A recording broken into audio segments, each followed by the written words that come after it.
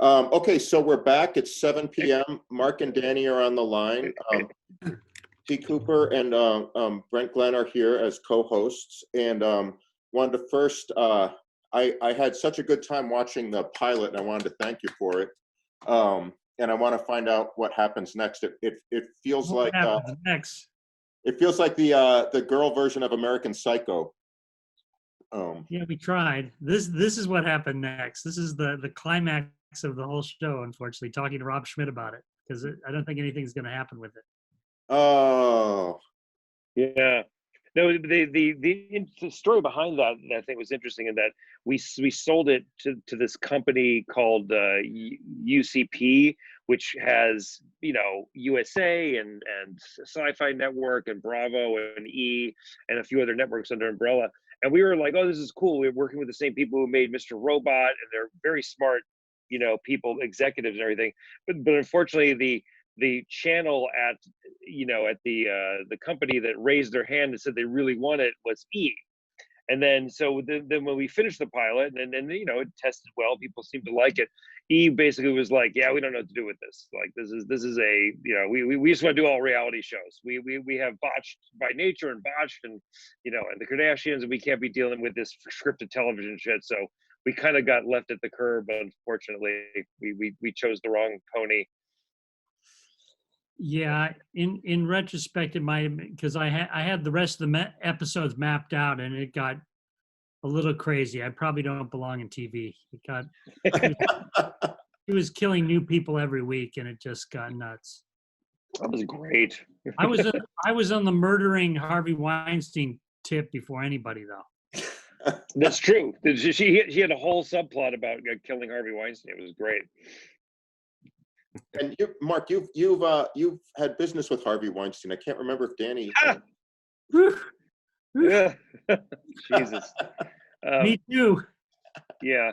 Well, you know what? The Harvey Weinstein short form story. We might as well tell all kinds of stupid industry stories while we're on with people. But basically, like my movie at Sundance, The House of Yes, which I made with your help because we were roommates at the time. And I remember Pan Martin used to come over and like do, you know, like we would do editing sessions in our living room, which you gave us privacy for. But I remember Harvey bought that movie at Sundance. It was a big deal because back then Miramax was the biggest thing in the business, and so that was kind of great. And he was actually really kind of cool, like, you know, let me redo the score, you know, and everything. They botched the release of it, and then he also completely screwed me over by stealing the title of one of my movies because I submitted a script to him. He said no to the script, but then he like stole the title and put it on another movie and registered with the MPA. And we should have been forewarned, but then years later we made another movie, and unfortunately our producers decided to sell it to the Weinstein Company as distributors, and then like Harvey completely fucked that movie over, and we had like a good version of the movie that was testing really well. He said he's not going to release it unless he could do all the changes he wanted, and he completely messed up the movie. And the movie that he was very nice and smart and knows his movies in pre-production. Yes. He was great. He sent us a delicious basket of food. It was all great until we like wrapped, and then he became, oh yeah, this Harvey Weinstein. Yeah, I mean, the Mephistopheles is charming, and he's a charming guy when he wants to be, and then he's just an absolute monster most of the time. But you know, we can't complain because he's done much worse than just fucking over a movie of ours. So, but at the same time, it's a good thing to have him tucked away. I'm trying to think of where to start. And so we're going to, by the way, folks, you can write in the text section a question you have, and then Cooper or Brent or myself will read it out. And I'm trying to figure out how to identify you so that we can unmute you in case you have a follow-up to it. Does people can raise their hands, right? Yes, although I can't see everyone on the screen at once. I can only see half the folks you can click on the upper right corner and click gallery view, which is the 9 little boxes together, and you'll see every person. Oh Jesus, why'd you make me do that? Oh no, now I'm everywhere. Yeah, but once you do that, then you see that like, yeah, half the people are kind of not showing themselves. So, Yeah. hello everybody. Oh, Everybody hi, who's Andy. connected. Howdy. Good to see you guys. I was just showing off my my Jake Gyllenhaal Prince of Persia mug. Just want to, just to advertise that movie if you need something to watch. I have a question to start. Is a lot of the folks on this, obviously they're students, and they're concerned about their future. And Danny, what's a video store?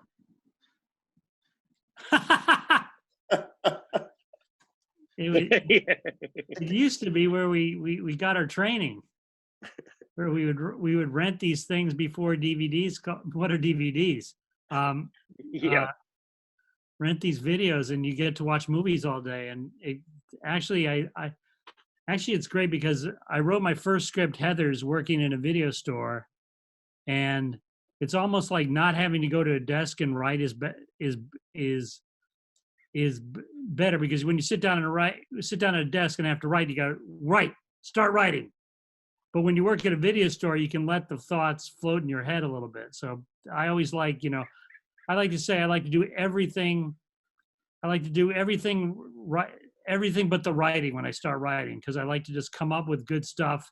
And then when you finally sit down and have to write, you got all this scraps of paper and things that you wrote while you were working that then you can actually put into a script.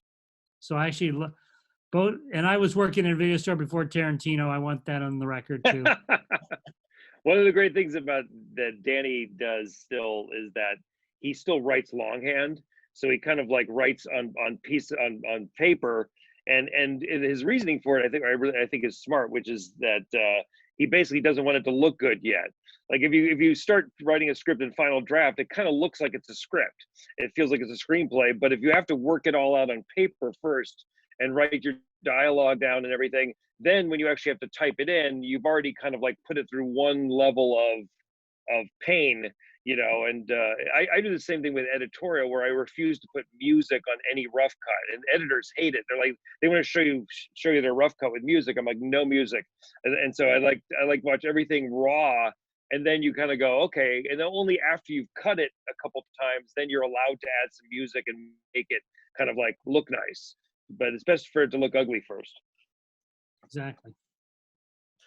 I have a question. Hey guys, thank you so much for letting us see your pilot. It's so rare that we get to see stuff, behind the scenes. I just taught a TV class. It was last semester. It was the first time that I was able to do that. So a lot of my students are here, and it was really just a spec writing course. But they also got to, work on their own treatment, and we talked a little bit about pitching. So I was just wondering, I know that this died a sad grave, as you just explained, but I was wondering if you guys could take us through the process of Genesis, but also what was your pitch for this, and what kind of budget they gave you to shoot it, just, I don't know, some of those details I think would be really cool to hear.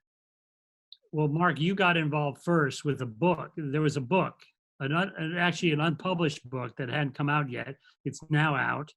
But it got published because of the pilot. It weirdly got a publishing deal because they thought it was going to be a TV show, and it wasn't. But they still got the book published. So good for them. I got sent this as this unpublished manuscript, which was kind of like interesting and really creepy. Frankly, the book itself did lack let's put it this way: the heroine of the book wasn't as charming as Anya Sinclair is in the pilot. But it was still really interesting, and it was one of these weird things where I knew right off the bat that it was something that was more my brother's cup of tea than mine. But I thought, okay, I like it, but if I could do it with Danny, then I knew it'd be something that could be interesting. And then we, when I and they were very happy to loop Danny in, and excited that it became like a thing for the two of us. And then we, Danny basically, we kind of like mapped out, okay, like this is the stuff that's great from the book that you have to keep, and here's the stuff that you have to change, so you make it a character you actually want to watch and on a recurring basis. And then we, just basically, went out. It was something where we didn't even like do a lot of pitching around town. We basically had like this interest even before we pitched from this umbrella company, and when we went in, they kind of bought it in the room, and they wanted it. And so we didn't do that thing of like, oh, let's go take it to HBO Max this week and take it to Legendary the next week. So yeah, so then it was actually a pretty easy pitching process to get it going, and then Danny kind of like went off and created a first draft, and it was all really a fast process, and there wasn't a lot of there was one other kind of big production entity involved, but they didn't really have much power in the process. We were able just kind of to do it how we wanted to do it. But Danny could talk about the process of actually like making the pilot script and stuff. Well, yeah, I mean, it's strangely helpful that when there's an existing property, even if Mhm. the existing property is not a bestseller, but because they spend money on this existing property, so they got some skin in the game, and I came in with some pretty drastic changes to, like Mark said, to the lead character is almost like Travis Bickle in the book, and the humor is very almost too dark for me, and I tried to make her somebody you could cuddle with, and brought in Audrey Hepburn. Like in the book, there's a scene where she poisons the tampons at her workplace and gives everybody this disease. It's It's terrible.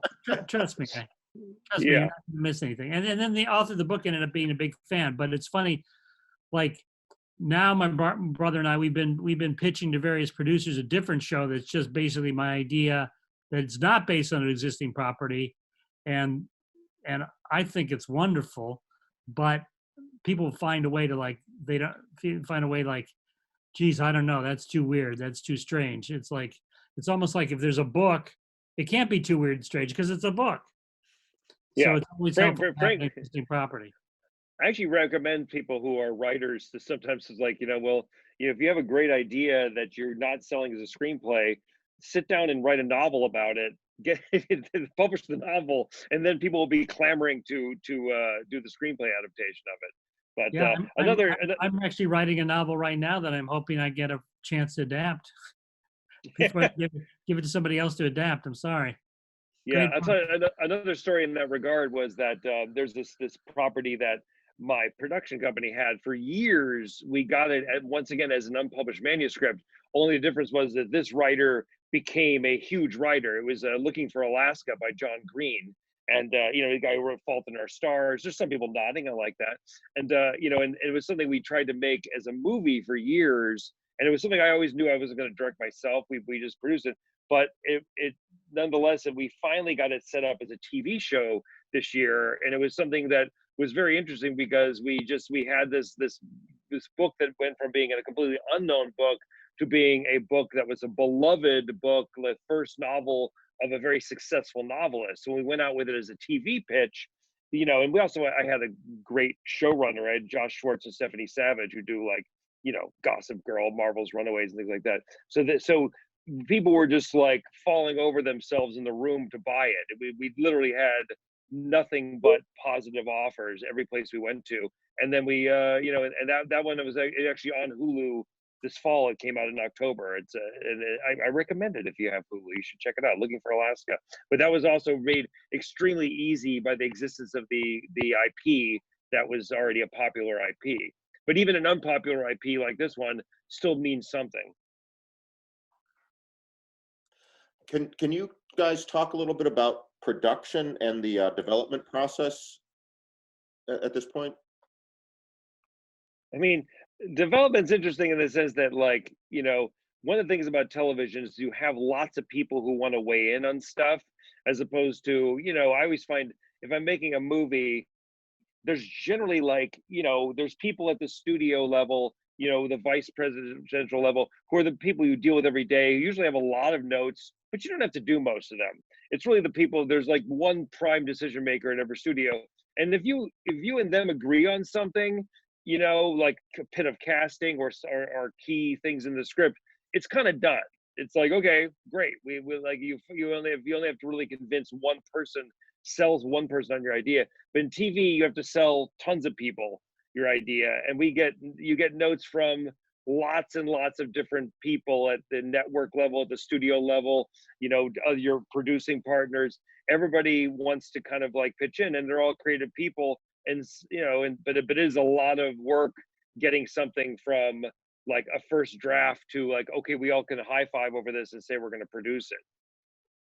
Well, there's a disease of note that I can't stand that's really gone around now, where like when you have a complex lead character, Yeah. they almost want her to be cured on page one. Like you have to fight for like making her fucked up at least for half the script. Like you're never making them they're like, well, wait a second, there's going to be a moment where people don't understand what she's doing, people who don't understand her motivations, we don't know why we're rooting for her, why should we like her. I'm like, if they turn the channel and after 10 minutes, fuck them. Like, they have, we have to like, just give me something. Let her fight her way out of a paper bag at least, please. No, we had to do the kind of like, she's a millennial female Walter White, or Tony Soprano. We made that pitch of like, look, you're not going to comment on Breaking Bad and say, oh, he's doing nasty things. Like, she's a complex, interesting person who's got some weird, dark shit going on. I had that moment with the pilot. I think maybe after The Killing, obviously, when I wondered why I should like her, and then she's so charming that I began to love her, and by the end I was excited to see who else she would kill. So it did what it was supposed to. Congratulations. I think actually it did better than American Psycho, because I didn't really like him at the end, but I like her. Yeah. One thing about the note process, and Danny's as guilty of this as any of us. Like I'm the same way usually when I'm getting editing notes, that the when you first see any notes, you go like, this is terrible. I won't do any of this, and then you kind of like calm down, read them again, and say, okay, they have a problem with something. I disagree with their solutions for solving it, but let's get, roll up our sleeves and figure it out. And I'm going to quote one of my favorite lines of my brother's is, I disagree with your note, but you're not wrong for having it. And that's a kind of a good like thing to live by, that like, even though you may hate what they're saying, there's some reason behind what they're saying, and you're dealing with lots of smart people. So, you just got to try to read between the lines sometimes. Yeah. Even a terrible note, when they give it, they're not lying when they say they don't like it, something, they're not like, oh God, this is so great, this is so amazing, we got to say something though. So you think, like, I always call it the note behind the note. Like, why would they give such a shitty note? They're having some sort of problem, that's honest, but let's figure out, sometimes it's the scene before, sometimes it's the scene after, and they're complaining about the wrong scene. And if you could just massage this one part, by the time they get to the part they claim to have a problem with, they're not going to have a problem. Mm. Yeah, and that's what the big difference between TV and film is, that in film, I tend to be much more dug in about things that I feel passionate about, and I will kind of like go to the mat about things that I disagree with. Well, on TV, I'm much more of the mindset, and oftentimes, working with my brother, she and I are going to argue, we're going to squabble like we have our entire lives in the editing room. But if I'm working with like a showrunner creator who's hired me to do a pilot for them, I'm going to be much more beholden to them than I would like if in a situation where I was the kind of like this kind of the ultimate person who had to kind of like make the editing decision. So, I generally just take the attitude of like, okay, you know what, let's do the notes, and let's figure out the best way to achieve them without kind of compromising it. And that's something that in general for television, I'm always going to adopt the mindset of being I'm a little bit more of a team player in television naturally than I am in film. Yeah, I find in film they want you to be a passionate asshole. Like, he's saying yes to everything. What is this guy? What's this guy's problem? But like, if you're a passionate asshole in film, they like it. And directors and producers tell me that. In TV, the difference is you got to do the notes. You got to actually listen to them. Yeah. And so production wise, like, we didn't have a huge budget, but we also didn't have like a tiny budget.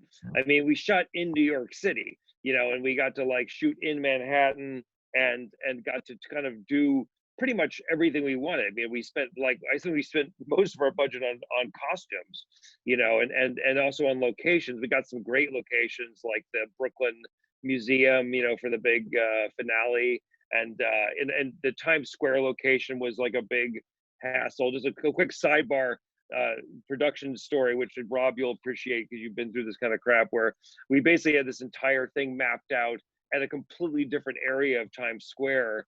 And then literally the night before we were gonna go load in, they moved all of the trucks that for New Year's Eve load in our spot and parked them there. And the city just called us and said, "Oh yeah, so yeah, you're not going to shoot where we gave you a permit. But the good news is we're going to give you this other place, but you have to stay on a triangle of like this small little thing that was about 50 by 30 by 20, and you have to have your entire crew and everything inside that. You can't be anywhere outside it." And so I got there early in the morning and just started walked around with my DP, and we kind of like figured out a completely new plan for how to shoot it, where we were going to basically kind of like move the crew around in circles while we moved the camera, and kind of like, and plus I ordered up like an extra 2 steady cams for the day. So I had 3 steady cams that could just move without having any dollies or anything. It was a big hassle, but it's New York City. That's what you get for being able to shoot in Times Square. You get that benefit, but you also have to deal with the hassle. And if you're, that's amazing, by the way. Yeah, I think I've been on that triangle in Times Square with a low budget production before in hell. Is it? Are you guys comfortable? If you're not, that's okay. Telling so they get an idea of it. What a medium-ish budget is for a pilot. I mean, this budget I think was about. I think it was 5. Am I right in saying that, Danny? I don't remember. I think it was. I think it actually was. It was 5 creeping up to 6. For basic cable, that's a lot. It's funny that the E network, they had a huge allocation for making pilots. They're just not great at making TV series, but making pilots, they were great. And this ended up being the only pilot they made. They turned down everything else. And then, so, I mean, I know I'm just the writer in the hotel room, but it felt pretty nice to me. I mean, just going by my hotel rooms. Like I've directed a couple movies myself. You'll have to stare at IMDb and order them for $4.99 on Amazon. But Mark likes directing. Like I love writing in my underwear at all hours of the day. And so I would have to I'd have to leave the set at 4:00 when it seemed impossible to get all the shots, and then sneak back at the end and oh, they did it. They made their day. I hate the words "made your day." That is not a writer's term. A writer never makes his day. Anyway, that was my venting about directing. Just riff on that for a second. That Danny used to always say you spend all your time dreaming of the most beautiful version of the movie with these amazing tracking shots and then incredibly cinematic images, and then you end up basically at 4:00 just scrambling for coverage. And as Danny's very astutely put it, he said that he loves everything about directing except time pressure and making decisions. So it's one of the reasons he's kind of steered clear of it recently. I never met a lunch penalty I didn't like. Yeah. Anyway. Danny, I had a quick question just for the the more creative side of it. Not that directing's not creative and production is not creative, no shade. I'm wondering how many episodes you kind of beat out, and I'm assuming it was 10 eps or so. And I'm also wondering when you were when the network wanted you, and then when you wanted to have the big kind of reveal from her past as far as what was driving her to this kind of violence. Yeah, I mean, so I had the book, obviously the pilot is only the first part of the book, and the book's got a lot more. But I mean, I went off in a lot of tangents of different victims and different people she would come across. and different statements I wanted to make about fashion and pop culture. But it ended up in the same place with this competition. And yeah, definitely the flashbacks are weeded in, and there's probably a reveal halfway through the season that she killed her sister. And there's a psychiatrist character, but it ends up being, and she ends up framing one of the other characters to be the killer. And it's, I'm trying to remember, Sarah. It's another terrifying thing about writing a TV series where you set up a brilliant detective character, and he's like okay, he's a brilliant detective character, really hasn't figured it out in 10 episodes, and we want to get renewed for next season. Like, this is, so I had a lot of side cases where he's solving other crimes. And in fact, I have she ends up now. She ends up taking the MO of a serial killer, like the Zodiac killer, who was never caught, and then the actual Zodiac killer, who's now happily married and retired, is like, what the fuck is this girl doing? And so he ends up coming back, and he ends up like, oh, I forgot I love killing. So there's a little so the detective ends up catching him, and that's a distraction that lets her go a couple more episodes, but.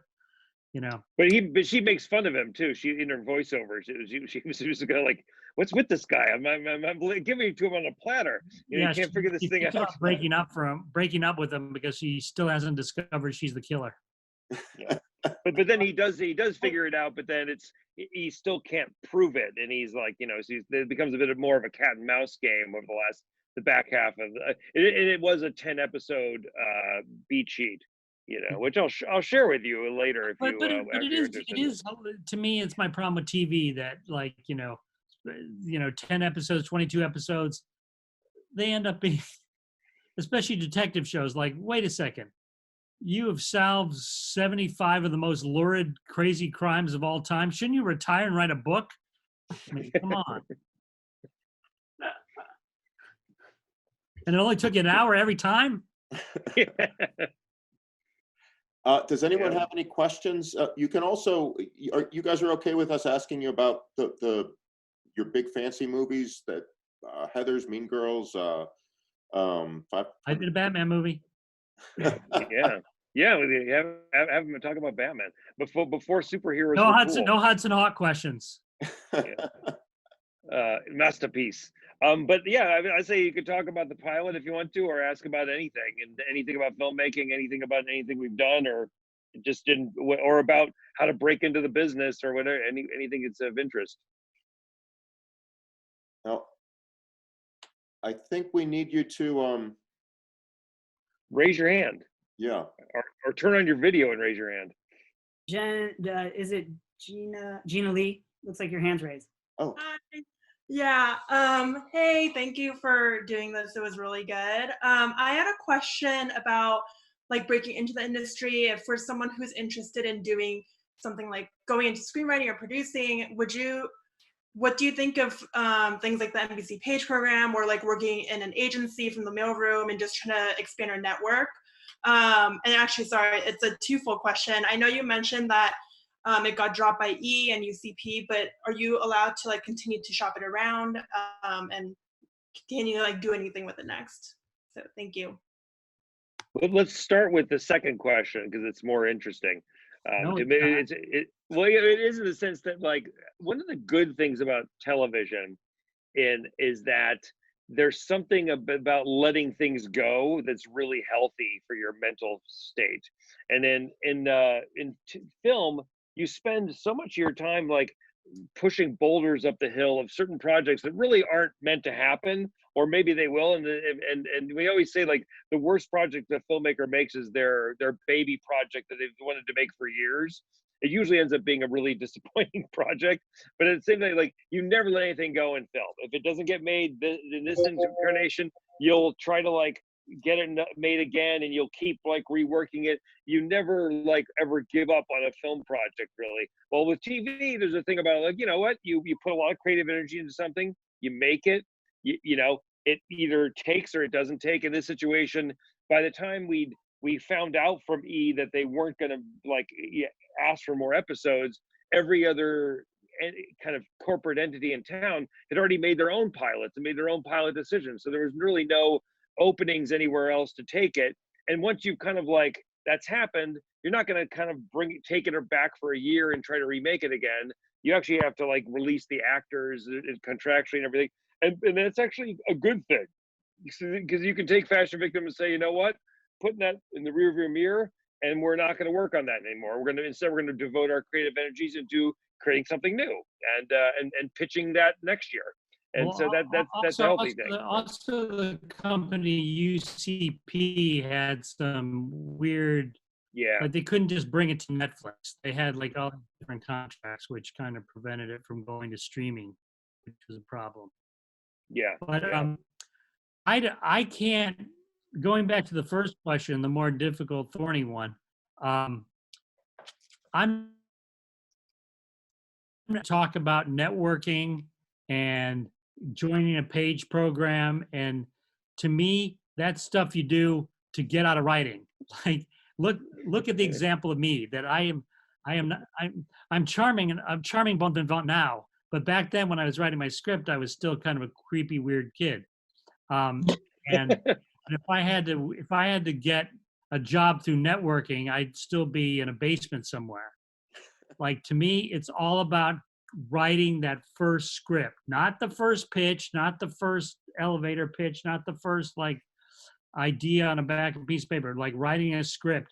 And I can't emphasize enough, you're in a golden period where you can write something original, and people will always be dying for an original script that's maybe a genre. Like the best is a genre that we're all beginning to be sick of, and you make a twist to it. People are dying to read that. And the irony is that once you write an original script, a script that's a little different, a script that, like I wrote Heathers because I wasn't seeing that movie. Like nobody was making a really dark Dr. Strangelove teen film. So I go, fuck, I guess I got to write it. And if you write that movie, the original twist on a genre, then they'll say, come to Hollywood and let us exploit you and give you a Batman movie. But if you go to Hollywood and say, I want to write a superhero movie. Where's my superhero movie? They'll go, get away from me, kid. But if you write something original and a little strange, a little off, like, these poor people, they get 50 scripts a weekend. The one that sticks out they're gonna fall in love with it. Anyway, that was. Gina, could you unmute yourself again? Yeah. Because I would like to hear from you, because Danny kind of speaking that as a kind of a purely creative person, and the thing is, like, not everybody can write, and I certainly, I came up as an actor, and then kind of only, and it was a theater actor, and then kind of like theater director, and then made movies, little short films. But at the same time, like, I've always known about myself that I was a very mediocre actor. That's why I kind of moved into directing. And I also knew that I was a very mediocre writer. And it was actually that awareness is one of the reasons why I think I've been able to have a career. Because a lot of people, and Rob can speak to this, that there's a lot of people who we went to film school with who are terrific filmmakers, but they believe that they're really good writers too.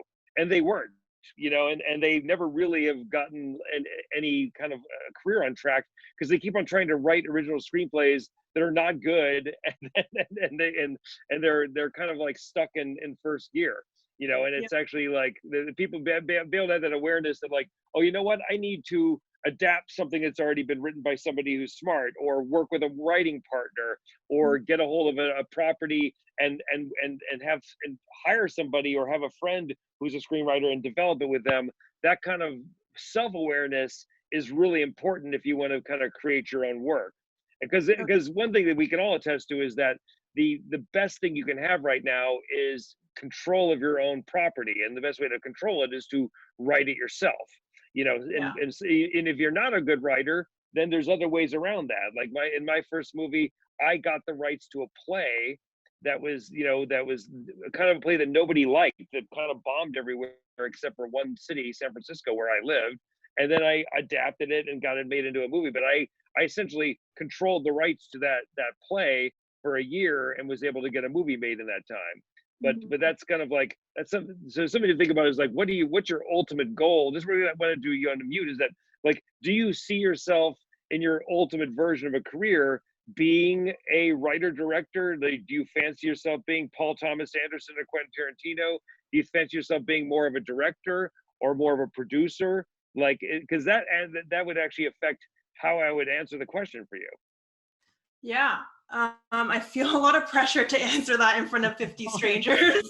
But, no, yeah. I mean, I'm still like trying to figure out what I want to do, but that's, yeah, like that's something I'm very interested in. And the reason why I specifically asked the question of working up your way through a mailroom, like at WME or CA or whatever, is because like I'm someone who I don't have many connections within the industry. And I hear that's just a really good way to like break yourself in and then just meet the right people. But yeah, I mean, I'm still obviously figuring it out. I don't, Yeah. you know. Because I definitely recommend anytime one of your friends or friends of a friend asks you to read a script, read their script, put some effort into giving them notes, because that kind of love gets passed around. And it's what I did when I first moved out here. And I like, sometimes reading a bad script makes you feel good about yourself. Like, hey, if they're calling this a script, maybe I can write a script, or maybe I can attach or if you read a great script and like, maybe like I can help this script. Like, you know, like I mean, New York's got its own thing, but I always recommend the beauty of Los Angeles, which is a problematic city, but crazy accidents happen where like you do run into people that have material, and like they ask you to do something, then you do something for them, and all of a sudden you're on the set of a movie. It's crazy. Yeah, and you know, you like the fact is you're at an age right now too where you know you can travel and move places without bringing a whole lot of baggage with you. And the fact is, like, the film business is in Los Angeles, and so yeah, you can get a film degree at Emory, and that's amazing, and hopefully an overall great education. But at the same time, like, you got to find your way to Los Angeles, and because and if it's, you know, sure, maybe it's working in a mailroom, maybe it's working as a PA on productions first, maybe it's just like, you know, doing something completely different just to make money, and then kind of like and then having, you know, getting your just you end up like rubbing elbows with people, as Danny says, that can do things for you. You're going to run up elbows with people who are like, oh, I'm a screenwriter, and like, you know, and oh good, let me read your script, or I'm an actor, you know, and we're doing a stage reading, can you direct it? And it's like, you know, we don't have a director, you know, sure, I'll do that, you know. Like, when my first directing gigs were me just lying and say I could direct. You know, I had a bunch of friends who were actors, and they were like, we need somebody to direct this thing. Like, have you ever directed before? And I go, oh yes, I have, you know. And then I was directing something in a garage, you know, and then I started directing bigger and bigger things, and eventually I got paid to direct theater, you know. But it was all through starting by lying, you know. So, but the thing is, like, the people who are in your classes with you right now, like, they could be some of your great collaborators in the future, and if not them, people that you might meet if you come out to Los Angeles and start meeting other people your age who also are excited to be in the business. Yeah. Thank you. That was very helpful. Yeah, the agency thing's interesting. I would say the people who I know who work in agencies are people who want to be either work as an executive or as a producer. You know, like, and the fact is, if that's your interest, it is a great place to start off, you know, and you just to kind of get to know people, get to know agents. You know, the fact is, like, I know people who started off as, you know, agents' assistants, and then became agents, and then left and became very successful producers. Like my agent right now, interestingly enough, used to be Rob and I's lawyer, and then he kind of like and then he ended up like moving from being a lawyer to actually running a studio. And then he went back to being and actually becoming an agent, you know. And so so the thing is, certainly being more from that end of things, as opposed to, like, you know, being the end of, like, I am a gritty creator, writer, director type, you know, who's gonna, I don't care if I'm, you know, stay poor the rest of my life, but I'm gonna make some interesting new cinema. that's a different kind of like mindset than one that's like, yeah. So I mean, that was probably mine. I tried to get a job with an agency. I tried to get a reader job with studios, and like I got laughed out of the room, and like it was almost like I sometimes wonder like what would happen if I had gotten one of those jobs. Would I have written Heathers? Would I have written anything? Like sometimes sometimes eating microwave popcorn for dinner is the best thing to get you to write. Do you think it's just because of how time consuming it is to be in that world? And yes, absolutely. Because I know just from a run I had as a reader, like I was sweating and like, geez, I gotta read them scripts. And then I was so bad at it. Like my coverage was longer than the scripts. yeah. That's the thing about that's one of the things about people who want to be PAs. I say being a PA is interesting if you want to just be on a movie set, but just do it once. Like don't get sucked into becoming like a PA, because it's incredibly time consuming. I mean, you're working like 70 hours a week. Same thing with working in an agency. It's like 50 to 60 hours a week. And you aren't going to have time to go off and like go home and write your script. You know, like I eventually, when I ended up making The House of Yes, I was working like 25 hours a week as a temp, you know, and basically like saying, okay, I'm going to do a job where like I have zero skin in the game where I'm working, but I'll make enough money to buy like microwave burritos and eat half for lunch and half for dinner, and just embrace that poverty, because then I would have all this other time to actually get my writing done, you know, and that's another approach as well, you know. And no dating either, which worked out well for me. It became really easy. I don't know why, but I blame the scripts. Yeah. We have two, Anyway, we have two questions in the queue. First, Hayden, and then next, Catherine. Hayden, unmuted. Unmuted. Hello. Hayden. Hey. Hi, thank you for sharing your pilot with us. Wait, speak up. We can't hear you. Hello, can you hear me now? Yes. Okay, thank you for sharing your pilot with us. I just wanted to ask about when you're meeting young directors or screenwriters or photographers, what are some of the qualities that really, I don't know, you might not have any, but that really strike you as, okay, this person's going to be successful in this? And I assume it'll be different for directors versus screenwriters versus, you know. Well, Mark's answer probably is more important, but I'll say I like right away when I'm meeting somebody, a young writer, young prospective writer, young prospective director, that they've seen a movie before 1980. They can mention a movie from before 1980 that they really love. I'm like, done, deal. You can vomit on my floor and I'll still love you. Cool. Yeah, I mean, there's something when people say like, you know, like what's your idea of classic cinema? And they're like, Inception. You know, that's a classic. I mean, I love the movie too, but it's kind of like, no, that's not classic cinema. Like, you know, classic cinema is Chinatown. You know, and so that. But I would say that I do meet a lot of directors when I'm producing, and you know, and have, you know, do the kind of go through the hiring process. I would say that like you want to have as a director, and the great thing that for somebody in the current world is you don't have to like, you know, get 16 millimeter film, you know, scraps and kind of cobble together a movie and get an editing room somewhere where you cut it together. You can shoot with your the sun's going bad on me. My DP would actually make us put a flag up. But yeah, essentially you can shoot with your iPhone. You know, the iPhone 11's got a better camera than most of the video, like the Alexa I use on like Mr. Popper's Penguins is not as good a camera as the iPhone 11. So it's like you can do that, and you can edit on your computer. So you want to make an interesting short film if you're a director, like having some piece of thing you can show people.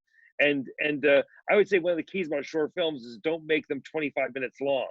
You know, they should be under 10 minutes, and it should be like you telling a great dinner party joke.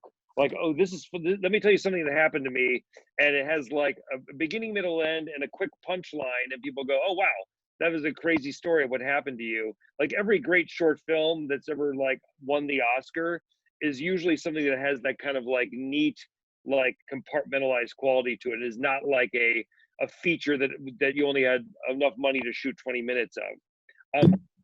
Yeah, and but the other thing I just want for directors, you just want them to be prepared, and if they're talking about a certain project, you want them to be like, have done so much work that they don't have to like read notes.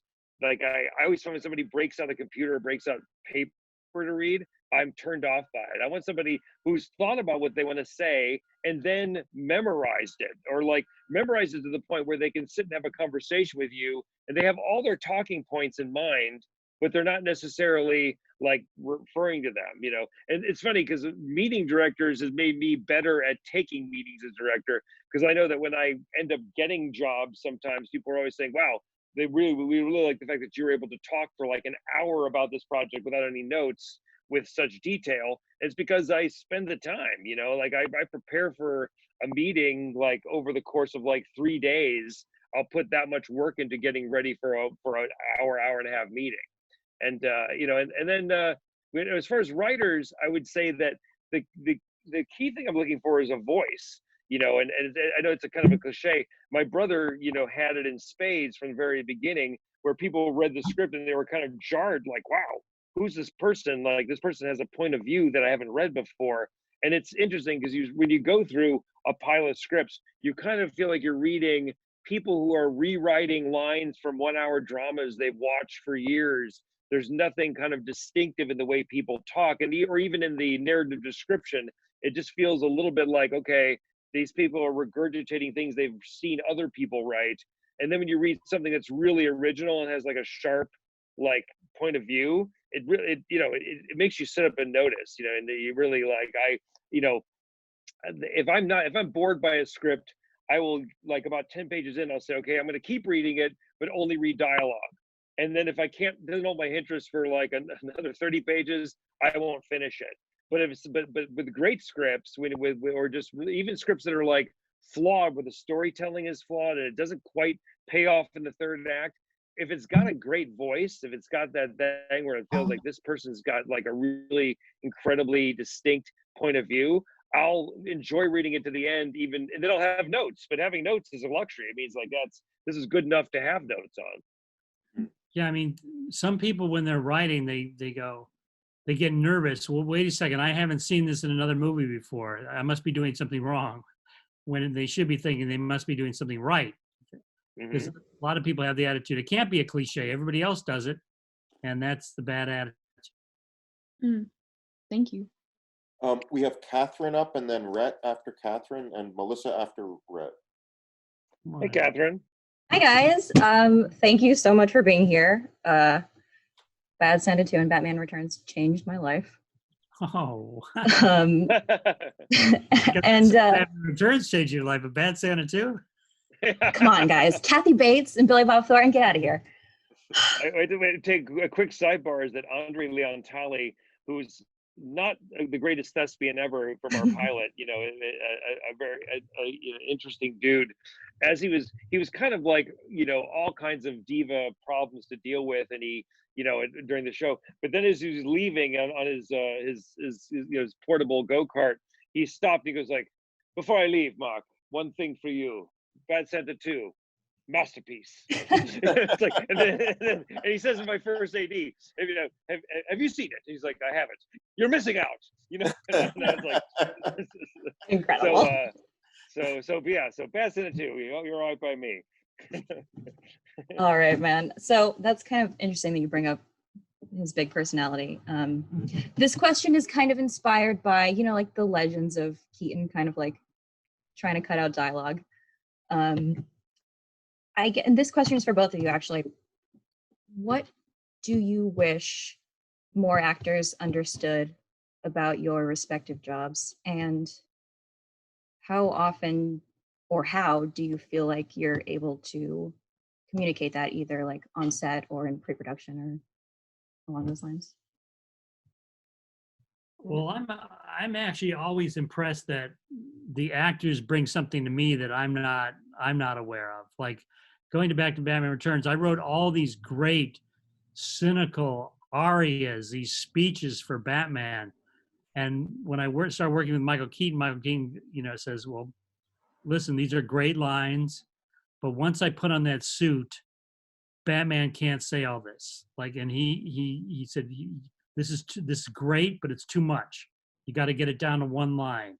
And he went through the whole script like that. And then it was great. You know, at the time I was like, how dare he take my great Right, lines? that feels pretty bold. But then when I saw like the Christopher Nolan Batmans, which I like, but you know, Christian Bale's in that suit and he's giving these long speeches and you just expect him to like pull out a water like, oh, excuse me. For the death of Gotham, I am the darkness. Hold on. But so, and then another great lesson I learned from Batman Returns is that like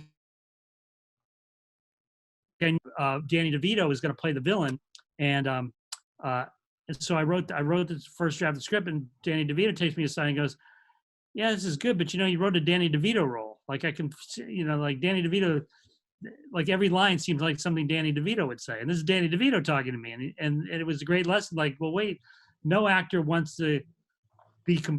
good actor wants to be in their comfort zone, stay in their comfort zone. So, like." I know when I'm doing the original draft, I don't even think about the actor anymore. Like I want to write something great and the actors will crave something different and something unusual. I'm trying to think of times where I was not having a good time with the actor. Yeah, I mean, unfortunately, sometimes it's with actors that you can't say anything to. Like Bruce Willis, there's a line in Hudson Hawk. It's not the greatest line in the world, but he's talking to the male and female villains of the movie who are married and says, I guess I know who wears the penis in this family, and to the woman. And not the greatest line, but then he kept changing to, who's got the dick? And I'm like, Bruce, No. Bruce, buddy, there's a little play on words going on here. But you know, eventually, like I find with actors, especially when you write comedy, when they hear you laughing at something, they know they're doing it well. And when you're like nodding your head, like they go, something may be off here. Something may be wrong. But that's a very anecdotal answer. Mark Waters will have the more scientific answer. Thank you. I mean, the thing is, like, obviously, like I've done a lot more work with actors, you know, than it would be because I've directed a lot more. But at the same time, it's like, you're always figuring out how much you don't know about actors the more you work with different ones. And the thing is, I used to be an actor, but I feel like it doesn't require being an actor or having that experience to be able to direct actors really well. The thing, you know, and it's the thing I've learned over time is that the best way to direct actors is to be very, very open and clear about what you want, you know, and to relate to them. This is what the movie is. You know, and this is what the movie is we're making. This is what like, I don't try to say like this is what your character should do or what you should do. It's more like this is what I need to see. This is what I'm hoping for. And then you're gonna hopefully. I never try to like line read them, or if I do, I say don't yeah. No, but I always preface it by saying don't do it like I'm gonna do it. Do it better. You know, like, you know, and I always want them to be. They may not know what a line reading is. Oh no! A line reading is when you basically somebody says, you know, like a line from the script that has a very obvious way it should be said, and so actors can come up with some way to say like, "Wow, how are you saying it that way?" And so you kind of sometimes will say like, "No, this is what the line is." You know, I always also use Shakespearean terms. That in Shakespeare, there's a logic of speech, and the logic of speech behind the line is this musicality, and then I'll say it, and they'll be like, "Oh, okay." Say it like it's supposed to be written, like it was written, you know. But at the same time, you can never really like give an actor a line reading where you tell them how they should be saying the line without doing it really delicately or having a really good relationship. You know, there's certain actors I work with, like Jamie Lee Curtis, she would just be like, "Give it to me, go," and I'd be like this, be like, "Go, right, of course," you know. And then she'd go with like, "Yeah, I'll happily go and do it the way you just." No, I talked to Jamie Lee Curtis, and I go, does Mark give line readings? Does Mark give line readings? He gives full body readings. He gives everything. Anyway, but that said, like every actor wants something different from you and needs something different from you. And so like, and the thing is like, and when I did my first movie, I storyboarded every shot and like did 2 weeks of rehearsal for a 4-week shoot. And it was it was because I had this theater background. I needed that comfort zone of like, oh, this is what is going to make me feel like secure that I'm not going to fuck this up. But I look at that movie now and it feels kind of airless to me, and everything's a little bit too mapped out. And over time, I've gotten more and more to the point where I don't do any rehearsal. You know, I much prefer to have like I like to sit at a table for a week and just read the script together, talk about the scenes at length, you know, and any kind of philosophical ideas we have, any kind of problems. You know, I always remember that scene in Hearts of Darkness, the documentary about making of Apocalypse Now, where you have an entire crew of hundreds of people and with extras waiting around while Brando and Coppola sit there for hours, just like with the script kind of noodling over it. And I thought, yeah, I don't want to do that on set, you know, like, but I want to have a chance for the actors to talk to me about any issues they have. So we completely understand what we're going for. And I do talk in actor terms. I know that, like, yeah, we want to talk about the actors, that character's super objective. What are their actions in the scenes? You know, what Mary Louise Parker always said a great thing is like, talk to me in verbs, not adjectives, or verbs, not adverbs. Because people who say, I want this to be angrier, don't do that. It's like, no, say, I need you to attack her more. You know, it's like, oh yeah, use a verb. And the actors respond to that. Oh, good, they're giving me an action here. And so go over that time. And then when you get on set, don't talk to them that much. Like, you literally, like, you want to have it all been talked about so everybody knows what you want and what they want to try to do. And then you can just nudge them a little bit. It's kind of like, I prefer to be like, when I'm working with really good people, it's like a dolphin nudging a shark. You just kind of bump them a little bit and say like, hey, let's try that again. And only why don't you, pick it up faster. David Cronenberg had a great thing. He only gives 4 directions. He says, a little faster, a little slower, angrier, and don't give so much away. And literally, that's the only things I'll ever say to an actor. And I'm not quite that bad, but at the same time, I do try to keep it very minimal. So you're just saying very, very small adjustments and not overload them a lot of things to think about. And so, and just riffing a little bit more on this, that like when I did this movie, Just Like Heaven, I worked with Mark Ruffalo, who's a phenomenal actor, Reese Witherspoon, phenomenal actor, completely different. Like Mark wanted to do tons of rehearsal, you know, and Reese wanted to just get in there and nail it right at the first take. And so I kind of mapped out my world, like, okay, I'm going to do the master shot first and do more master shots than I need, and even lie and say, oh, we had a problem with focus on that, or the Dollywood move wasn't good, and just do more masters than I normally would do. And then I'd shoot everybody else's coverage in the whole scene first, and shoot Reese first. She's like bang, bang, bang, nailing it right after that. And then finally, when I get around to shooting Mark's like, oh, good, I've already done the scene 12 times. Now I can actually relax and do 2 cameras on me, and I feel like I've had enough time to rehearse it, and then he's able to play. And so getting a sense of those kind of things, and like, you know, the difference between like Kathy Bates and Billy Bob Thornton. Kathy Bates craved feedback. She would look to me between every take and be like, how was that? You know, like what was it? And I would give her like, yeah, this is working, this is not working so well. You know, why don't you let's just do the second half of the scene or whatever. With Billy, he just wanted the smallest little comments.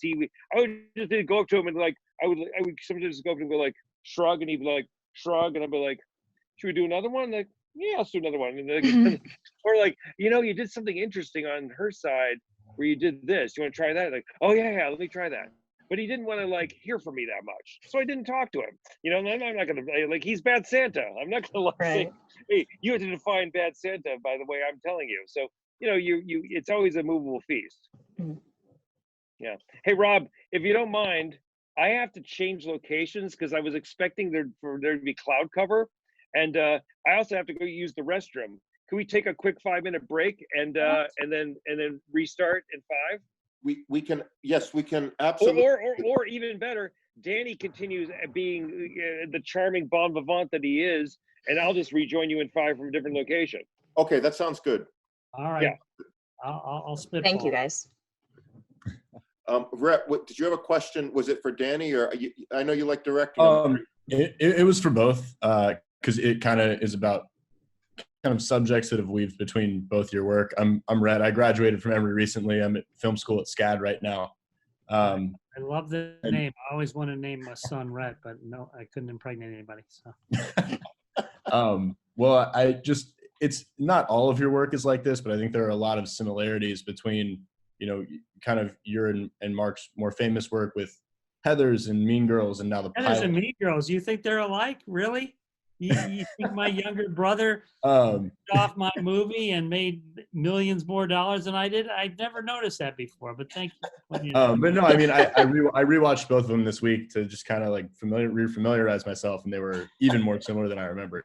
One's You haute have the- couture and one's ready to wear, but keep going. With the pilot and with those, you have this kind of young female character who's on the outside of the hierarchy, and obviously in some dark scenarios, the pilot and Heathers being a little darker than Mean Girls. I'm just curious about what attracts you guys to that kind of tone or that kind of subject matter. I know for me that like, it's just that when you have, and it's not even me being a grand and noble feminist, but to me, when you have a female protagonist, it makes it off the bat, you're starting the game on second base, because it's already more original than most movies. I feel like between Shakespeare and David Mamet, men have been done to death. Yeah. So I think just having a female protagonist is much more interesting. And now there's a whole thing about like, dear God help us, Brie Larson's Captain Marvel, about strong female characters, and they found a way to make the strong female character boring. Like to me, like I want fucked up Jack Nicholson female characters. I wanted to get that. To me, that's truly original. Like when you take a woman and when you give a woman a sense of humor, it's more revolutionary than when they take out a team of hitmen on a staircase. Like to me, that's much more fascinating and much more of a degree of difficulty dive, which is challenging in the best way. Cool. And then just kind of another follow-up with everything that's going on now. And we've been in this kind of a lot of things shifting toward TV rather than film. And also now in this whole kind of quarantine era we're in, how have you seen the way that your kind of day-to-day work is functioning differently? As a writer, I mean, you probably have certain things you're working on, but how is your kind of pitch process different, or deals that are getting made for things in the future? Definitely not in the pitch process, and like not. I am totally dedicated. I've been tooling around, like I said before, I've been tooling around on a novel, and like, I see every movie that comes out, unfortunately. Like, if you look at my year, I do a year-end list of the 330 plus movies I've seen in a theater, first run. Every movie that comes out, I feel the need to see. Now that the theaters are closed, it's been a godsend to me as far as like my writing. I'm keeping normal writing hours. It's amazing. Yeah. It's amazing what happens when you start writing at 8 a.m. and don't stop till 8 p.m. You actually get stuff done. Who knew? Yeah. But yeah, so I mean, I've been, I don't want to celebrate too much, but it's definitely been good for me. Although, like, I could come out of the cave and nobody wants to read what I've written, and that's always a problem. But it's funny. I've got a couple emails of producers that have sent me something to like write the pilot for or be a co-producer on, and I can't even open an email. I know what it's going to be about. It's like, it's hard for me to work right now. It's like, I'm, total left brain. Is there a right brain or left brain? Right braining it with my novel. So I don't want to I don't want to ruin it by starting to think about like actually making money or something like that. Something heathen like that, Yeah. But, thank you. yeah. So it's, I don't know what my brother's doing, because my brother was actually doing a project with Chinese that was going to partly be shot in China with Chinese production. So he knew about his life was ruined by his career was ruined by the coronavirus more before anybody's. So like, and he's relying on the input of other material. Like I can live in a dream world where I'm creating material and thinking something's going to happen with it. But Mark is, I think, a lot more stuck. Geez, like I get. Well, we've established it wasn't number one that he's going. Okay. No, Mark is back actually. I am back. In defense of number one. Melissa, I think you're up now. Wait, he should answer that Oh yeah, question. yeah. If Mark can answer that, I basically asked with everything that's going on with quarantines and shutting down productions, how has your kind of workflow and day-to-day changed in terms of pitching things, developing things? If you were in pre-production for something already, how has that landscape kind of turned now? Yeah, I mean, my personal story is an unpleasant, sordid one, in that the project that I was had really been developing for almost a year, and more than developing, I was doing previs and working with my visual effects team, and I actually had it mostly cast. It was set. We were shooting it in Guangzhou, China, Bangkok, Mumbai, and London, and it was kind of a big epic sci-fi movie. So we kind of got shut down before everybody. Like basically, like when it was just happening in China, my Chinese financing entity, Tencent, basically said, "Yeah, we've sent everybody home. Nobody's coming to the office."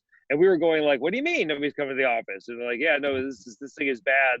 And then the interesting thing is that now, like my actors were all kind of bummed out about it too, because I was basically about to go and travel to Bangkok to start prep, and the interesting thing is developed is that the financing entities, now China is kind of like craving for us to get back on board and start prepping the movie again, because they basically had to shut down everything. Oh, I didn't know that part.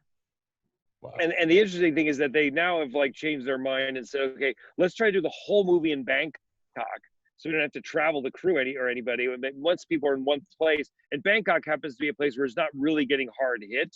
And so suddenly they've been calling me saying, "Hey, if we got you on a plane to Bangkok, would you go?" And I'm kind of I'm like, I don't know if I'm ready yet, but like my actors, are weirdly enough, like one of my lead actors is Australian, the other one's from Shanghai, and they were Beijing actually, and they're both like, "Yeah, fuck yeah, we'll get on a plane, we'll go to Bangkok."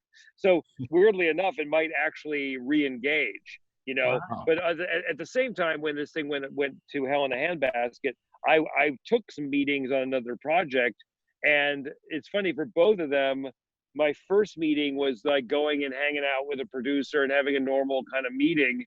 The second meeting for both of them was a Zoom meeting, and now, and both projects are like, yeah, it was a good meeting, but we don't know if we're even going to go forward with the project. So they're both kind of, everything's very much on hold as far as like something being real. Weirdly, the one that felt like it was most in the crapper is the one that actually seems like to have the best chance of happening now. So. Interesting. Thank you. I didn't know you had good news. That's good.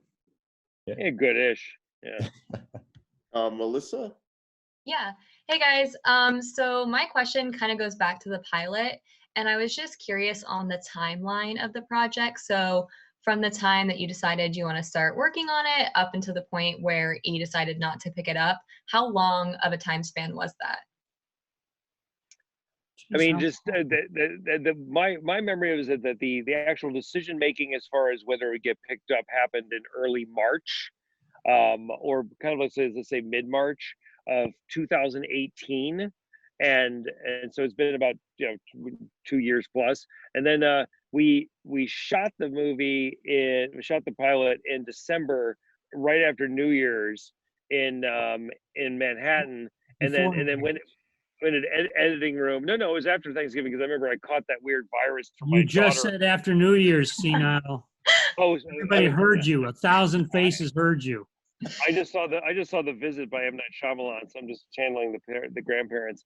But anyway, so it was then we edited, pretty much starting at the new year, and then backing up from that, we obviously, it was pre-production, went into like September, October. But as far as like, going back to like the script development, it really started almost, I would say, not quite an entire year before, but basically like spring of 2017 was when we sold the pitch and Danny went off to write the first draft. So it took almost an entire year. But it felt like there were no gaps. It felt like I Yeah. started adapting the book. I finished adapting the book. We were already talking about where we're going to shoot it, and it just it doesn't really happen that quickly. It was very fluid to me at least. That's true. There was never any question whether it was going forward. It was always going forward. Like, even though when they said we have notes on your script, we have notes, but we're definitely making it, was always the mindset. Right, cool, thank you. Okay, so Excellent. we have a few more questions. We have about 4, if that's okay, and then we'll. We'll go all night. Not really. Jesus But Christ, I gotta go to a bar soon. exactly. Murphy is up. By the way, I Oh have to wait, tell it's right here.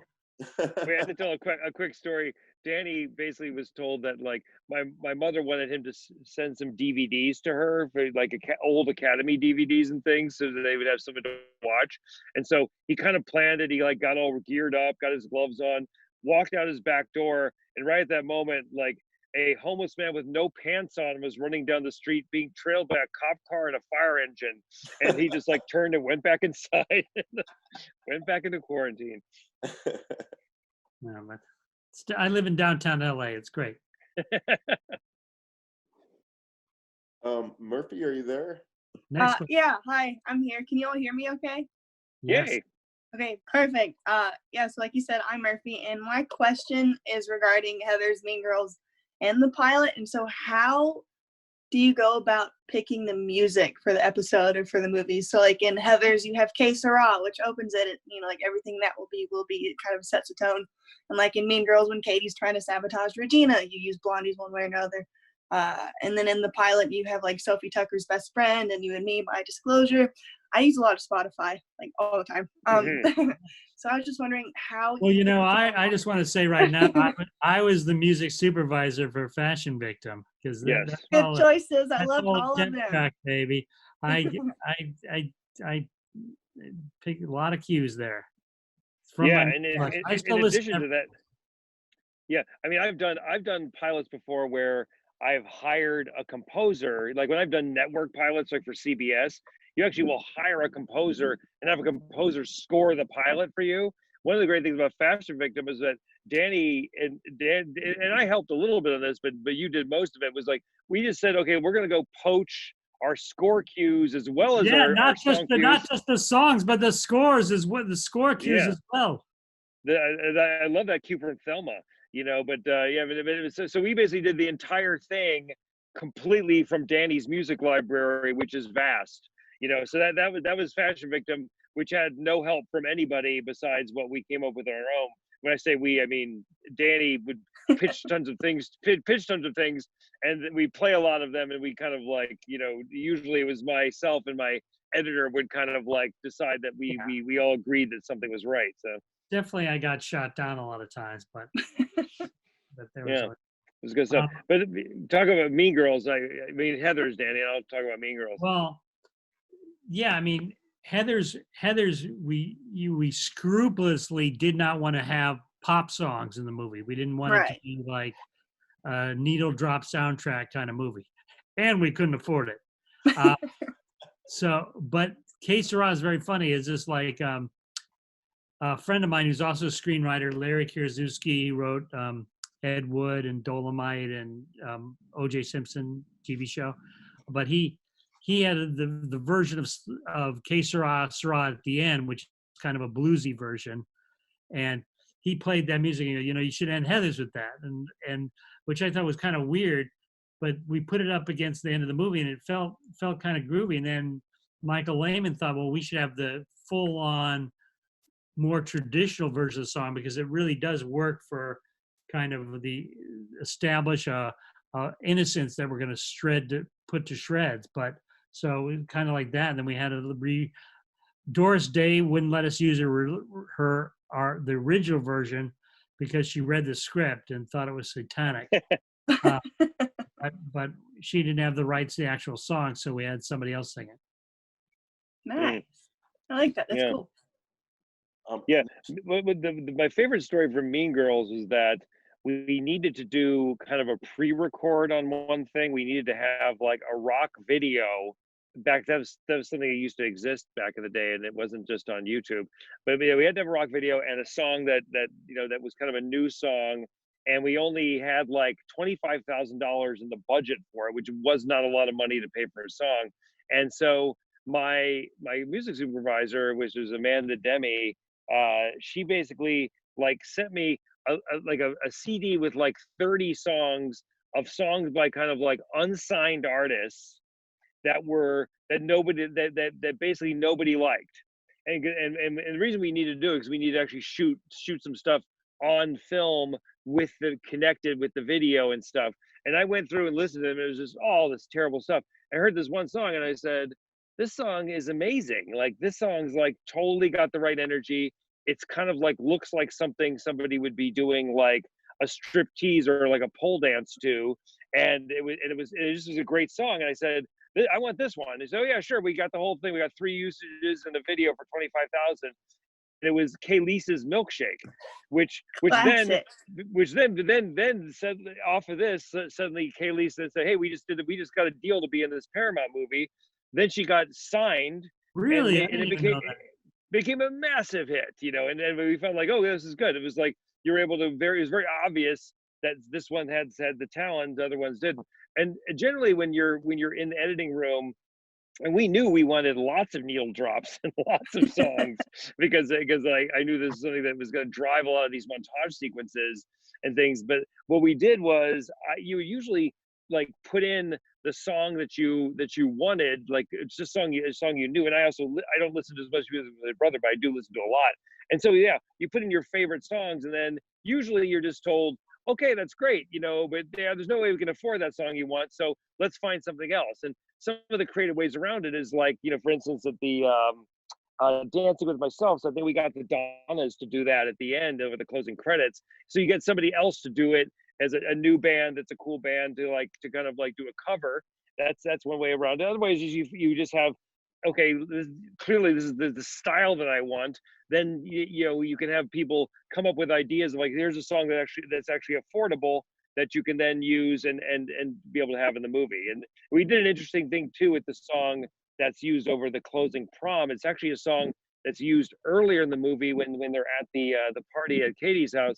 But then we took that same song, and we got permission from the artist to do this. We slowed the song down.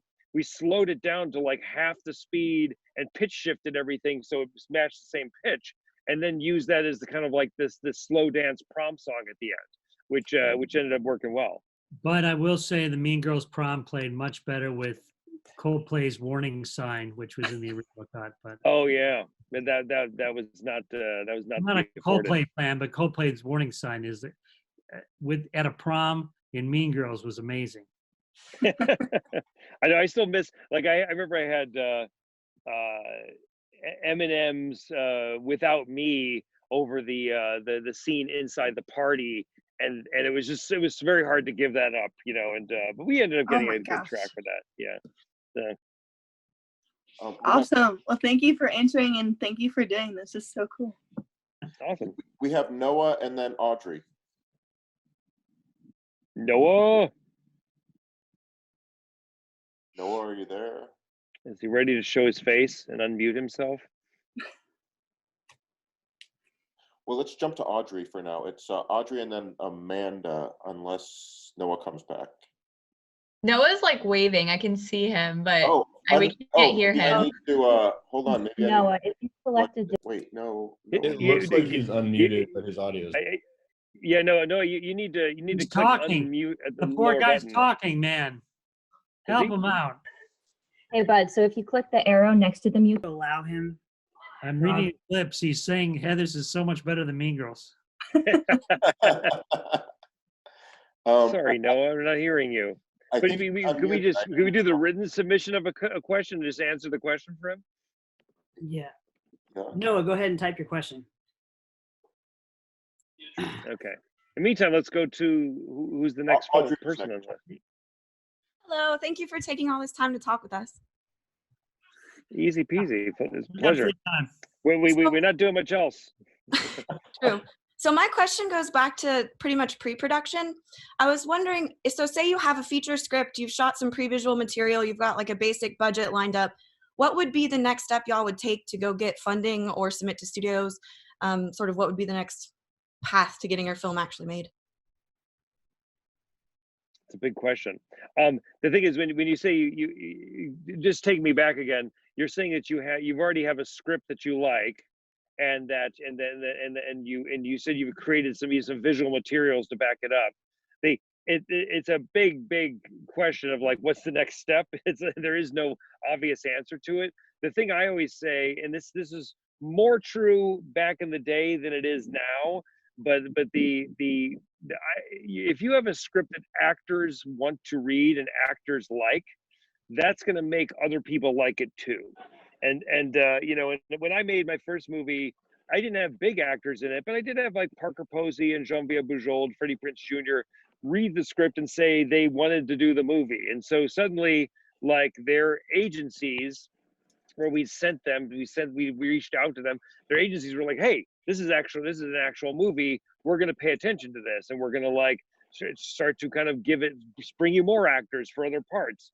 And then we were able to then you're actually able to go to financing entities and say, here, look, we have this we have these people attached to this script that you probably wouldn't have read if we sent it to you just by itself, but now we actually have these attachments to it of people that are interested in doing it, who are kind of giving it in a weird way their blessing by saying they're interested. And now we're gonna suddenly it's read by financing entities with a different mindset. I mean, that's on a very low budget level. I had a friend who made a movie, a friend of both Rob and I, who made a movie had Brad Pitt attached. And then Brad Pitt dropped out. And the studio said, we're still making the movie. You just need to bring us Russell Crowe or Leo DiCaprio. Then we'll do it, And so on every level, having that big actor makes a huge difference, or having any actors interested, it makes a big difference. Yeah, but I would say, I hate when they say that, though. It's just like, well, yeah, if I had Russell Crowe or Leonard DiCaprio, I wouldn't need to talk to you. Yeah, but you don't need Leo DiCaprio and Russell Crowe is the point I'm making. Like having like actors that people know, like it's like you get Dermot Mulroney to say he likes your script. People are like, oh wait, strangely not Dylan McDermott. It's crazy. Yeah, I knew you were gonna go there. But anyway, but the thing is, there's certainly some projects that you don't need any kind of actor to make the movie, and in those cases, I say just make the movie. Like, don't try if it's something where you can make it with and you don't need like to have any name actors in the movie, and you can make it with just really good local actors that you find from the local theater scene. Like, go make it yourself, make it for no money. And you make it a situation where you make it and then people say, okay, great, we're going to make it again now, and we're going to give you a lot of money. but seeing the low budget version makes people interested. But yeah, unfortunately, studios aren't looking forward to like, oh, there's a movie in pre-production with effects. Like they want you to do all the work yourself when it comes to the studios. Like, yeah, but I mean, the thing is, yeah, it's one of these classic Kafka's twists of the business where you say like, you can't get an agent until you made a movie, but how do you make a movie until you get an agent? It's like there is no kind of apprenticeship system that it used to exist. You basically are kind of like always, you have to kind of think like a producer, even if you're just a writer director. You have to be somebody who's always trying to figure out, how do I get this thing set up? How do I get this thing going somehow? And it is oftentimes like, a very long and difficult process to do it, but I do feel like having a piece of material that people like kind of like feeds into it, and I'm not saying the script that I wrote based on the House Yes is particularly great, but it was good in the sense that this top casting director, Mary Renew, read it and said, oh, I want to do this movie, I want to work on this with you. Producers were saying, I'm willing to work on this for free for a year to help you get this set up because I believe it, I think it's really good. And then actors were interested too. So suddenly, that having any kind of material that seems interesting, that will attract its own energy around it. And then eventually that might find its way to somebody who has some money and give it to you. Can I ask a follow-up question? Sure. You bet. So would you recommend focusing on shorts that I can produce and fund myself and trying to push them through the festival circuit and meet people through that? I would say yes, short films are great, and but at the same time, as like I would say that also that and Rob and I can both attest this because we went to the American Film Institute, and it was a very, very competitive program where there were 24 directors in our class, but only 8 of them were asked back to make a second-year thesis film. And it was really brutal. And like, I'll name drop one of our buddies, who also, like Rob and I, was not asked back to make a thesis film, was Darren Aronofsky, who's kind of a fancy pants director, and also Doug Ellen, who created Entourage, not asked back, and so like there's really only one director from that group, who was asked back, who ended up having a good career. Everybody else is not even in the business anymore. So it's but there's a long-winded way of saying that one of the great things for us is that we didn't have to make a thesis film. Like we didn't make a short film. Like instead we were forced to write. Because they said if you want to get your master's degree, you can stay for a second year, but you're going to have to write an original screenplay. So I wrote 2. I wrote like one original screenplay, which kind of like the head of the program, Stuart Kornfeld, really liked, and then I wrote another one which actually got me an agent. And so the fact that I was kind of forced to say I'm not going to be able to have the luxury of going into production to make a movie, you actually force myself to create some new material. That was a great thing. And so I would say that yes, you want to be able to make a short film to show off that you have some cinematic chops, but it's more important to work on creating that material that people are going to want. And it may be finding a writing partner, like I said, finding a piece of a book that nobody cares about and nobody else wants the rights to besides you. When I got the rights to this play, nobody had reached out to this playwright ever about this play.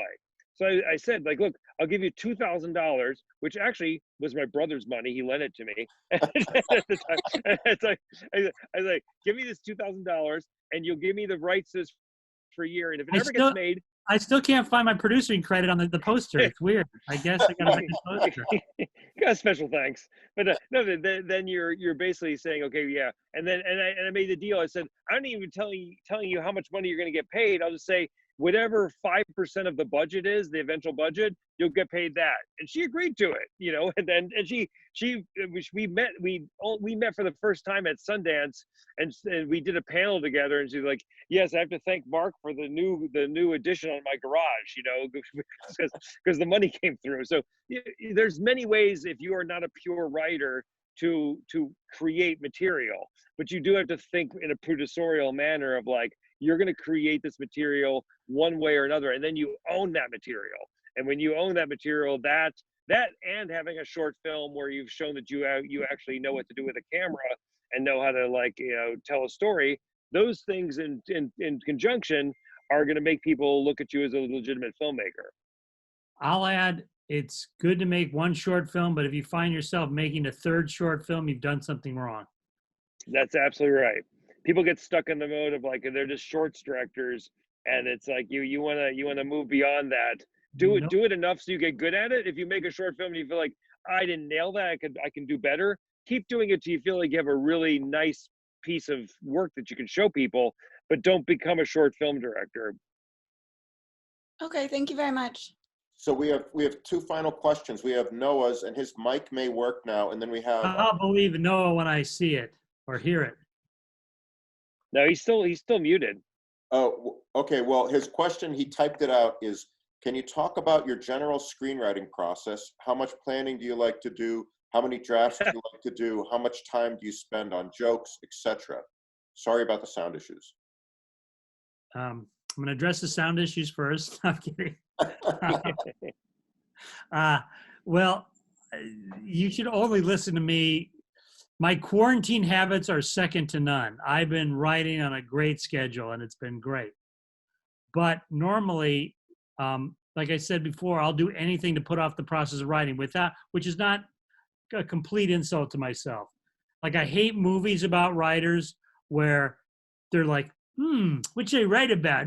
Blank page, fade in, colon. Oh God, what am I going to write? And then all of a sudden, crack of thunder happens, and they're like, woo, woo, and they get it all comes out. Like that's never happened. It doesn't work that way. Like to me, you sneak up on it. You get the idea. Then you start expanding the idea in your mind. Like, oh, wouldn't it be great if they did this? Wouldn't it be great if they did, make sure you know your damn ending. You go the ending. And then people go, oh, how did you write such great lines for Heathers? Because I didn't sit at a typewriter and let them flow through me. Like I would think of a line here, a line there, and then I write them down, write everything down, even if you think it's not going to be important. And then eventually you start to get, I'm a big believer in the index cards where you put the scene, this scene, and then you put the index cards in order. Like, great, this would be a great scene, this would be a great scene, this would be a great scene. And then you start to put them in order. I'm a big believer. Again, anything to put off the writing. And then when it finally comes and you come up with more scraps of paper, more like, oh, this would be a great line. Oh, this would be a great character thing. I'm going to give her a monocle. This is genius. Finally, when you sit down to actually do the fucking writing, you are just got like all these little scraps. Like you're not alone. You're like, this scene, this index card, look what I got written on the back of this index card. I got all this good shit. Like suddenly like, oh baby, this is beautiful. Who said writing was hard? Forgetting about the 4 months it took you to start writing. But it's still like, sneak up on it, but write without writing is a big deal with me. And then when you start writing, believe me, the writing is going to be fabulous and fun. I mean, one thing I'm gonna key into Danny a little bit here too. Danny is one of the few people who still carries like a tiny little notepad and a pen or pencil in his pocket at all times, and he's always like writing little things down. He hears something funny that he likes, he writes it down. And he also has a thing where like you always wonder like, why couldn't I come up with that great zinger until I left the conversation where that I left with egg on my face because I didn't have a good comeback. Danny will actually like remember, oh, this would have been the perfect comeback, and he'll write it down, yeah. And then later on he'll be like, he'll have this whole accumulation of like, this is what a witty person would have said then in life. The term is wit on the staircase, like the staircase that you win. So I've had many great romantic conversations that didn't happen when I was actually with the girl. But then when I think of the perfect charming line 20 minutes later, like at least I get to put it in a movie. Yes. And one thing I would suggest is that as far as just like the general process of writing, my favorite book is Stephen King's On Writing. And the first half is kind of autobiographical about him, but the second half is really about his process. And it's, one thing I love he says is like, make sure your desk is not facing a window. Your desk is facing a wall, and he also has this thing of like Danny does, which is like, yeah, you do a lot of pre-work of like, yeah, I feel like this is how I've mapped out this thing. This is what I feel like how it's going to end. But then you get surprised. Like hopefully your characters do things that you wouldn't expect them to, And apparently, like the guy in Misery wasn't supposed to live at the end. But as he kept writing, he's just really resourceful. He's coming up with all these ways to fight back. And then pretty soon it was like, oh, I guess he's going to win at the end. He's going to live, And so there's like, be willing to be surprised by the process while also doing a lot of pre-production work. I would say at a big level, as far as filmmaking in general, as a director, that's one of the other big notes too, is that I'm a crazy prepared director, and Danny can attest to this, that like at the beginning of every week, I publish a shot list for everything we're shooting that week. And on the sides, the back of the sides, the last page of the sides is that shot list for what we're doing that day. And the crew loves it. They're like, oh my God, we just did A, B, and C. We just have to get D before lunch. But, but the whole purpose of it is not necessarily to follow the shot list. It's just to have done the work, to have thought about it. Because then oftentimes I get there, I'm like, yeah, or I'm going to cut this and this, and I'm combining this and this, and I'm doing something completely different because I liked the way the light looked over here, and we're going to rework that. But at least you've thought about it enough that you're giving you the freedom to be creative on set. And but without the prep work, you're just kind of lost at sea. That's great. Cool. No, I think we have a last question, which is Amanda. If anyone has something burning to talk to these guys about, spit it out. But Amanda is next. And by the way, Noah just wrote, "Thank you guys so much." Awesome. Amanda, are you there? I'm good till 6, by the way. So if you got, we have another 20-25 minutes if you guys like. So for me, Danny has to start drinking soon, so he will have to, maybe go earlier. But hey, Amanda. Hi, I'm an actor in Atlanta, and as you may know, we are #1 in film production. So just wondering what the take, what your take is on our market. Do you feel like we are considered green? We fight that stereotype I see it more as an actor. We really have to fight against the LA and New York actors. Just kind of what your take on what you see from your perspective on our market. Yeah, I mean, it's funny, your market in a weird way gets kind of lumped in with like North Carolina and Louisiana.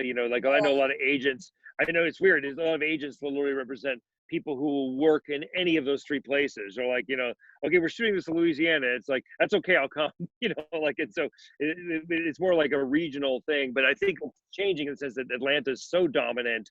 It's a different thing. I would say with actors, the great thing is that the proof is on the tape. Like I don't care where somebody comes from, and like I've cast people in shows where like, yeah, they like I see everybody who's represented by a major agency in New York and Los Angeles and don't like anybody. And I tell my casting director, like, invite self-tapes from anywhere, or like start reaching out to different markets. The person I cast as to play like the young Matthew McConaughey in Ghost of Girlfriend's Past was from Houston. And it was only because like I made a show in Houston, and I reached out to my casting director and said, is anybody in your market who you like, who's this age, have them go on tape for me. And so it's actually a great way to watch stuff sometimes, because oftentimes you're charmed by people in a room when you're actually doing a live session, and you think they're better than they are, but actually seeing the tape and being able to go, wow, this person's got it, and they didn't have to do anything to charm me in the room. It's all there. That's great. But I mean, I think it's less about I say you a bit, but less about the market being green and more about each specific actor. What's their background? Like, are they trained? Are they just kind of like, because LA is filled with terrible, untrained, really, really beautiful young actors. There's like just about a lot of gorgeous people out here who are just like, who come out and they don't know how to act to save their lives. And they end up working, and so it kind of like encourages them to not continue to get better, because they booked a CW guest spot, and so they don't work harder. And so I much prefer to see somebody who's actually like done some work, paid some dues, did some theater, is like, has some sort of training behind them. And that's going to be usually more interesting to me than somebody who's just kind of like, a pretty face who already may have a longer resume of things they've booked because they're really good looking, but not necessarily have anything to offer beyond that. Thank you. I love Atlanta. It's a great place. I do too. I just feel like the casting sessions happen out here, and we're out here. But if I am shooting, I did a summer camp movie that I directed in North Carolina, and all my cast of the young people were from North Carolina and South Carolina and the South, and I had a great experience casting that. That's good to hear. We're growing, so don't give up on it. I'm watching that mini series. Wayne Williams really didn't do them all. That's terrible. I don't want to think about that. Thank you for doing this. Awesome. Andrew, are you unmuted? Can you ask your question? Yeah. Thank you guys for sharing your insight. So my question was about dark. When you're going through the initial process of like deciding on the concept that you want to write and then writing the script, how do you balance telling the story that's interesting to you and that you think is like the story to be told with what you think will be received well to your audiences, considering you often be like studios and other parties? Well, Mark knows how I'm going to answer this question. Yeah, you did. That's a T-ball stand for Danny. I don't think a fucking speck about what other people are going to think. Like, I've seen enough movies. I love movies. I love loving movies. Like, to me, if I'm gonna like it, if I'm like, you can't even think about what other people are gonna think. You got to just make sure you're completely happy, because I know when I go, like, I'm overflowing. Okay, like, I hate people. Like, I have so many friends who, when they go see a movie, they'll rip it apart afterwards and be very critical, and then they give you your script to read, and like, well, this is a bigger piece of shit than anything you've ever criticized. Like, what the hell? And like, and then you try and say that in a mild way, and they go, well, it's what's selling right now. Like, fuck that. Like, to me, quote unquote, what's selling now is like looking at the light from a star that's really a planet that blew up 20,000 years ago. Like, by the time you figure out what's in and what's hot and what Hollywood Reporter says is a big genre right now, it's already dead. You got to think completely out of the box. You got to think about, and the thing is, you'll never be able to quite know what other people are going to think, but you know what you're going to think. You know what makes you happy. Think of all the movies that made you so happy. That's, you should be trying to be creating that, like, getting back to that thing. Who cares if, like, do you want to make a hit? There's a bunch of hit movies I'm sure you've seen that were really popular that you don't like. Do you want to make that movie? No, you don't. You want to make a movie that you love. Like, at least you got to get one person to like it, even if that first person's you. I'll tell you, if you like it, if you know it's good, I guarantee you're gonna get a 2 and a 3 and a 4. Like, and that's about it. Yeah, but you may get up to 10, but just taking off of what he's saying, the fact is that, like, by making the movie that you love and you want to see, that's secretly what we all want to read. When we read a screenplay, I want to feel when I say I want to hear that distinctive voice, that's what I want to see. I don't want to see somebody who's kind of like, it's so, everyone's very, very savvy here. If you're in a contrived way trying to write something quote unquote commercial, it comes across. If you're trying to write something that you think is fucking cool, that comes across, and that is fucking cool. And when people will be excited when they read it, going like, I read things sometimes where I'm like, wow, this is so not for me, but this writer's got this great point of view, and I'll send it to somebody else. I'll say, hey, this is not for me, but this is something you might be into, and I'll happily pass it on. And that's what you're looking for. You're looking for the passion and enthusiasm. You don't have a lot of passion and enthusiasm for trying to be a soothsayer about what the marketplace is. I would say the one thing that's maybe an interesting thing to that is that Danny put this right. It's like, working in genre is actually a great way to break into the business in some ways. So like saying, like, if you love horror movies or you love thrillers and you have an idea for a thriller you always want to do, write it, because guess what? Like, you can take that to lots of people and they'll be like, yeah, we can make this for under 5 million and actually and make this movie. It's much harder to say, I want to do a coming of age relationship drama between two 70-year-olds. That's my passion, man. I got to write that. But if it is, great. But at the same time, that's a little bit going to be a harder sell. So if there's a little bit of consciousness of like, yeah, like working in something that is a recognizable genre is not necessarily a bad thing, but don't do it because you're just trying to sell it. Do it because you love it.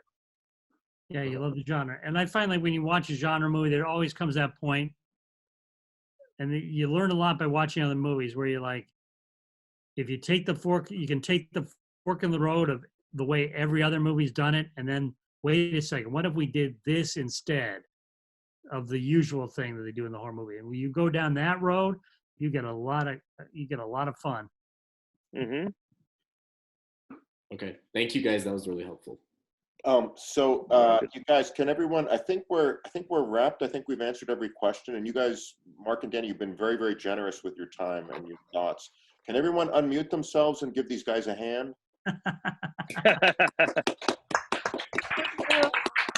Cheerio. Bravo. All right. Well, it's great seeing you guys. Keep safe, stay sane, and enjoy the rest of your class with Rob. He's a righteous dude. All right. Yeah. Yeah. Thank you. Bye, everybody. Bye. Guys, bye-bye. Thank you. Thank you. Thank you.